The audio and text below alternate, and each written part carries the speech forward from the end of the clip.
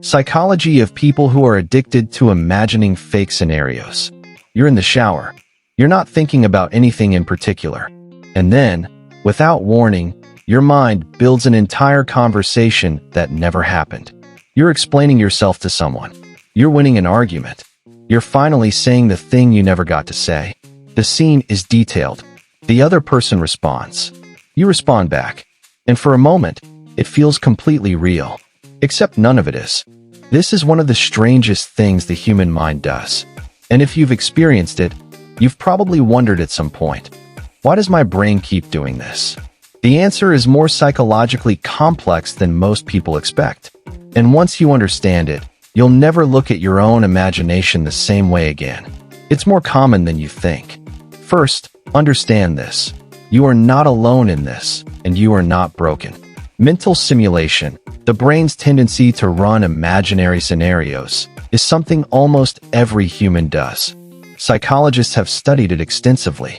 Your brain is not malfunctioning when it creates fake conversations. It's doing exactly what it was designed to do. But here's what most people miss.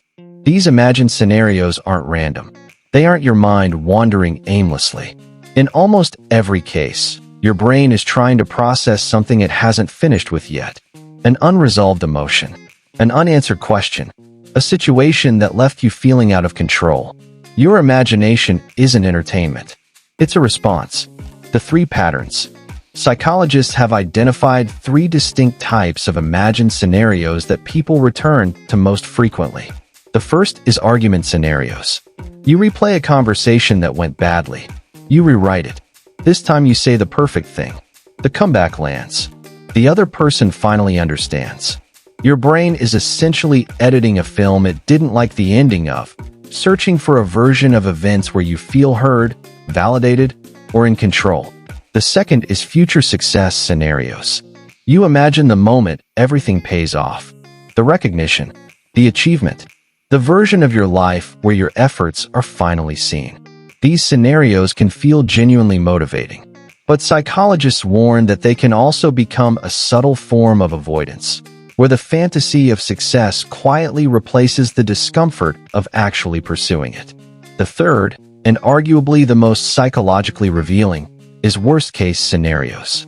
Your mind doesn't imagine triumph. Instead, it imagines everything falling apart. The misunderstanding, the failure, the moment where everyone sees you struggle. This isn't pessimism. This is your brain running threat detection, preparing responses to dangers that don't yet exist, and in many cases, never will. 3 very different patterns, but they share a common psychological root. What's really driving it? People who frequently imagine fake scenarios tend to have one thing in common: a heightened sensitivity to how they are perceived by others. Not vanity, not insecurity in the simple sense. Something more precise than that. Their minds are constantly analyzing social situations, processing interactions, running calculations about what people think, what people meant, what could go wrong, what should have been said. And because the brain can't always resolve these questions in real time, it creates a space to keep working through them. That space is imagination. This is why the imagined conversations often feel so emotionally charged. Your heart rate shifts. Your body tenses. You feel genuine relief or genuine anger from a conversation that never took place. Your nervous system doesn't fully distinguish between a real threat and an imagined one, which means every time you run one of these mental simulations, your brain treats it like a rehearsal for something real, when rehearsal becomes a loop. Here's where it gets darker.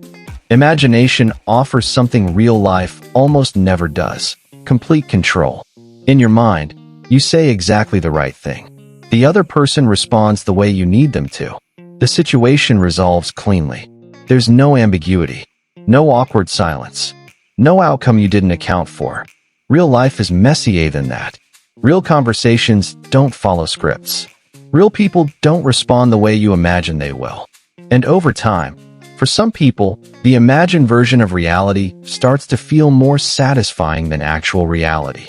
Not because they want to avoid the world, but because the simulated version of the world makes sense in a way the real one doesn't always.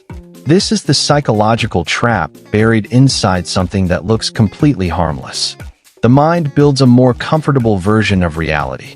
And the more time you spend there, the less tolerance you develop for the unpredictability of actual experience. Athletes use visualization intentionally as a deliberate tool before a competition. Public speakers mentally rehearse to reduce anxiety before stepping on stage. The simulation is purposeful. It has a beginning and an end, and then they walk into the real moment and perform.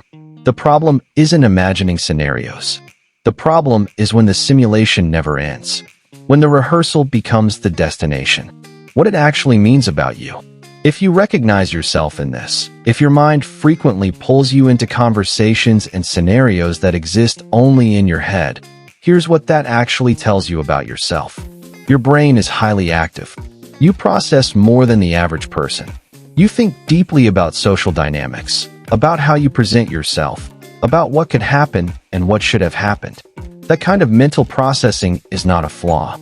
Some of the most perceptive, emotionally intelligent people operate exactly this way. But there is a line. Imagination is one of the most powerful cognitive tools the human mind possesses. It enables planning, creativity, emotional processing, and complex problem solving.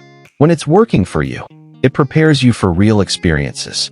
When it starts working against you, when the imaginary conversation becomes more satisfying than having the real one, when the mental rehearsal substitutes for actual action, when the simulation replaces the moment, that's when a tool becomes a trap. The part most people don't want to hear. Your imagination will never give you what you're actually looking for. It can simulate the conversation. It can rehearse the moment. It can build the scenario where everything finally goes right.